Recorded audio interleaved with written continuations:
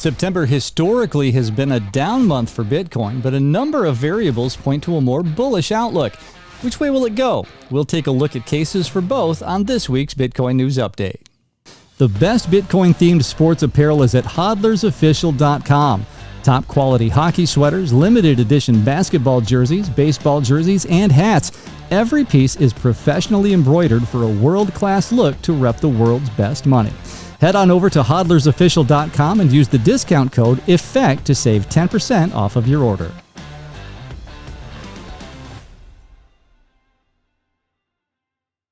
Hi, I'm Nate Martin with this week's Bitcoin News Update. As we come into September, Bitcoin traders are all too aware that historically the month has seen declines in the digital assets price, losing an average of more than 4.5% in 8 out of the last 11 years. Despite that history, though, there are signs that 2024 might buck that trend. Let's take a look at some factors and some prominent takes for both the bears and the bulls. And not to be too obvious about which way we'll start, Peter Schiff, prominent anti-Bitcoiner and gold bug, pointed to the fact that since February, Bitcoin is down more than 8%, while gold has enjoyed a 23% gain in the same time period, saying, quote, "The momentum has turned." And spot Bitcoin ETFs saw outflows of $277 million last week. Even BlackRock's IBIT fund saw net outflows on Thursday, the first time it's been in the red since May. And another factor pointing toward Bitcoin's sluggish momentum into September, nearly $15 billion in additional selling pressure looms from Mt. Gox and the U.S. government. The U.S. government holds over 203,000 Bitcoin worth $12.1 billion, while Mt. Gox is set to distribute 46,000 BTC worth $2.7 billion before the end of 2024. Now, Mt. Gox's repayments may not cause significant market disruption, but the overall selling pressure could impact Bitcoin's price, which remains below $60,000. And analysts warn that the low liquidity typical of summer might persist into September, making it challenging for Bitcoin to gain any upward momentum. On the bullish side, co-founder of BitMEX, Arthur Hayes, predicts a bullish surge for Bitcoin. He argues that as the U.S. Federal Reserve, the Bank of England, and European Central Bank continue to reduce interest rates despite high inflation, the resulting increase in money supply could lead to even higher inflation.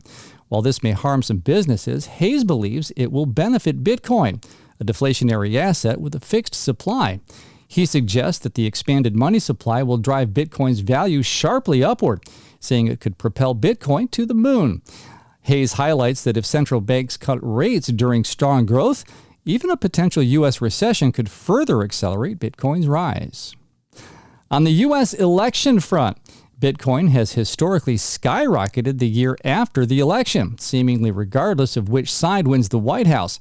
After the 2012 election, in which Barack Obama was reelected, Bitcoin was trading at less than $11, and by December of 2013, it had soared to more than $1,200 per coin. Donald Trump won the presidency in 2016, and Bitcoin was at $700. A year later, and Bitcoin was trading at nearly $20,000. Joe Biden won in 2020 with Bitcoin at $15,500, and almost exactly a year later, Bitcoin was trading at a new all-time high of $69,000. One peculiarity about this year's election, though, we already saw a new all-time high back in March, and 2 months out from the election, we stand at 20% below its peak, perhaps suggesting that the outcome this time will have a notable impact on Bitcoin's price. And this time, Bitcoin and crypto holders may have a significant effect on the outcome of the election. A study from Fairleigh Dickinson University shows that among Bitcoin and crypto holders, Donald Trump holds a 12-point advantage over Kamala Harris in the U.S. presidential race.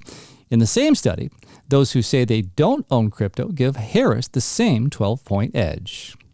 And finally, last week, another solo miner defied the odds and processed block 858,978, earning for its owner the 3.125 Bitcoin block reward worth nearly $200,000.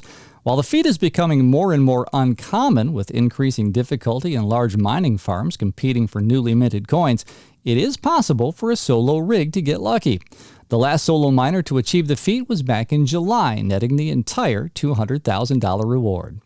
That's it for this week's Bitcoin News Update. If you've enjoyed the video, don't forget to leave a like, subscribe to the channel, and turn on notifications so you don't miss our next video.